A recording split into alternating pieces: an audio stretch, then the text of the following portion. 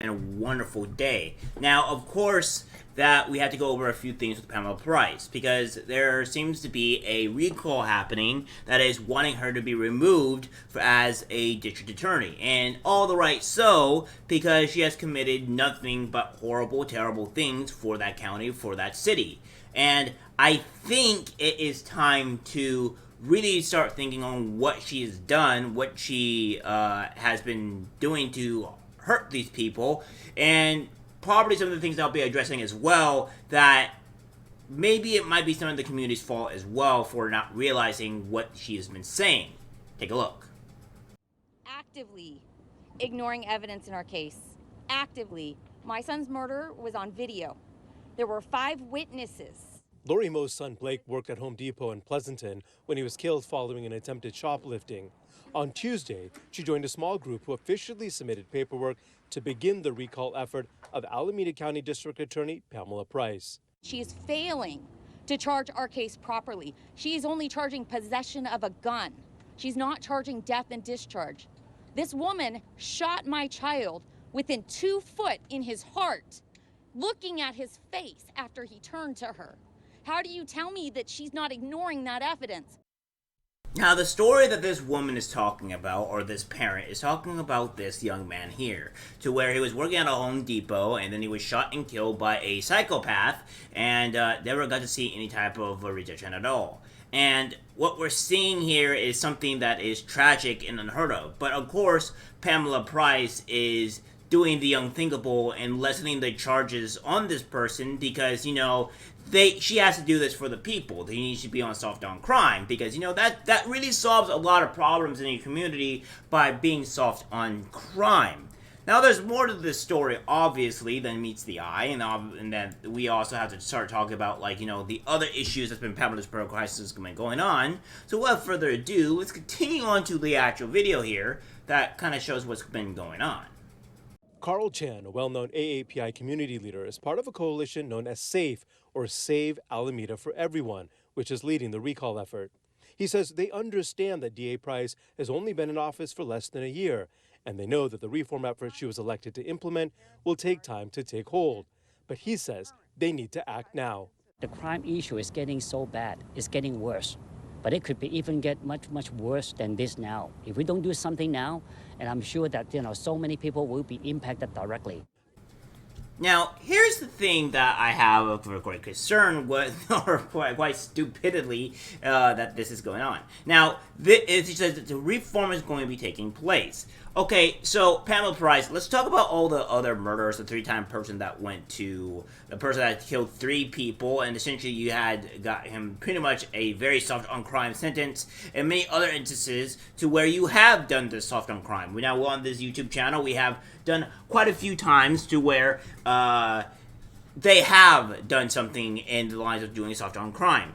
Now, if it's going to take some time for the reform to happen, then why is the reform pretty much causing more issues where the community is rising against you in this sense?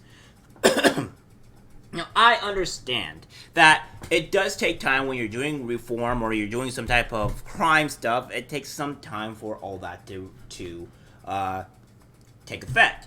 However, we're seeing an increase in crime in Oakland, an increase of robberies, increase of murders. Just everything in Oakland is just falling down and going to shambles. So you can't say that the reform is on its way, but but even though the crime is rising.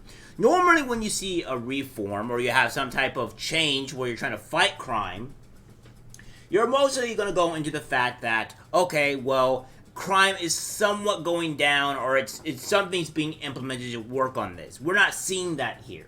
We're seeing families being impacted by serious issues where she's being soft on crime and nothing's being done. So I really want to know, Pamela, what is it that you're doing that is the reform that is not making these families come out and break down in tears, or frustrated because there's no justice being done. This is not just the only family member, as I covered before, where a young Asian woman's son was gunned down in on the street because over a traffic dispute or some sort. Like, it's just really ridiculous, and the guy didn't even get punished for it, for pretty much outright killing the son. So I don't see where anything of this is actually helping here.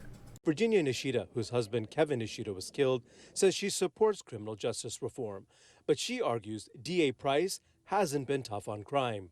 The public defender's office, defends the defendant.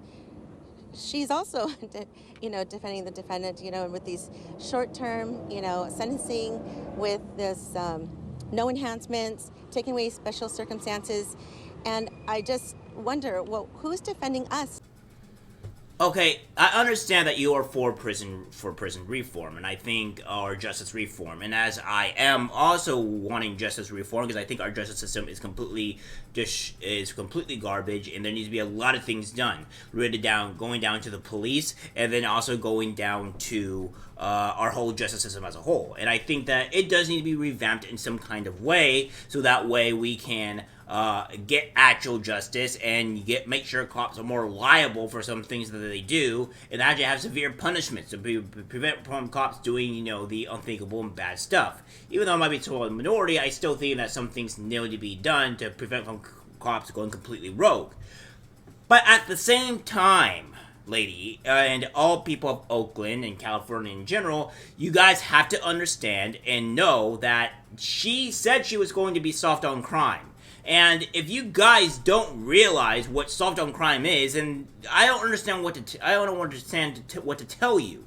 You have to start paying attention, because she said she was going to be soft on crime, and you just willy-nilly let it happen.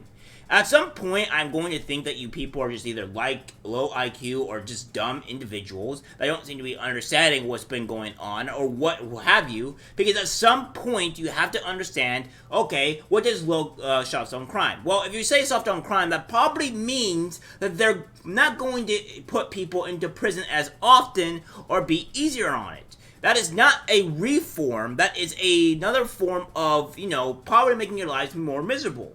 And again, this is stuff that you guys have to work it out. We can't tell you what's going on every single time in your city or your state.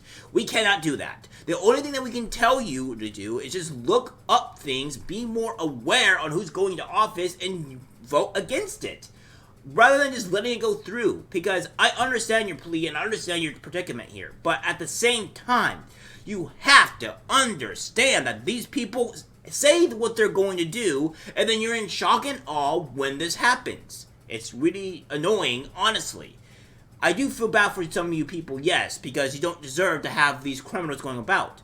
At the same time, you voted for it, and at the same time, you were not aware of what they were doing, or ignored what she was saying, or what these politicians, or what these DAs, or what these people are saying. At some point, you also have to take blame for yourselves as well. You are also part of the problem.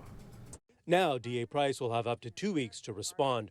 The group then has 160 days to gather more than 90,000 signatures of people who are registered voters in the county before the measure would qualify for the ballot, and at a cost of close to $8 million.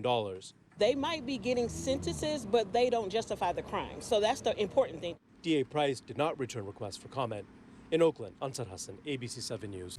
Yes, and they're not getting the sentences that they deserve. Honestly, I would probably be way harsher on crime. Because here's the thing, if you're harsher on crime, people are less wanting to do stupid stuff and do dumb things. Or commit these acts because there is an actual consequence there. Well, I think we have a huge problem in our society today is that there's very little consequences for the actions that you do. Women have no consequences at all for a lot of the actions that they do and are instead rewarded for these things. So when you put consequences and many other things into play here, you pretty much what you do is that you set a standard to how society should act. And right now our society acts crazily because we don't have standards or consequences for their actions, and this is the consequences that we get. And I think the way the matter is that it's going to be a tough ball. It's going to be a rough game ahead for these people to get these things done. I believe that they can probably do it because they happen to do in San Francisco and some other places in California. But again, it is a tough ball. You're going immensely against a very heavily Democratic government, a corruption in California, I would say, and there's a lot of things that they have to make a hurdle for, and they have to make it more loud, more people be opinionated over this stuff because it's a pretty big deal. And the only way that we're going to be able to do this is by fixing all these problems and letting this be out and have the problems. We can probably fix California if people get their head out of their ass and start doing things correctly, but I don't know if that's going to be feasible. We'll wait and see. I'm somewhat hopeful that we can do it because they're getting really fed up. But, of course, if this doesn't work, only tragedy has to strike even worse before it is actually done. Alright, guys, that's the video. Like, subscribe, share. As always, take care.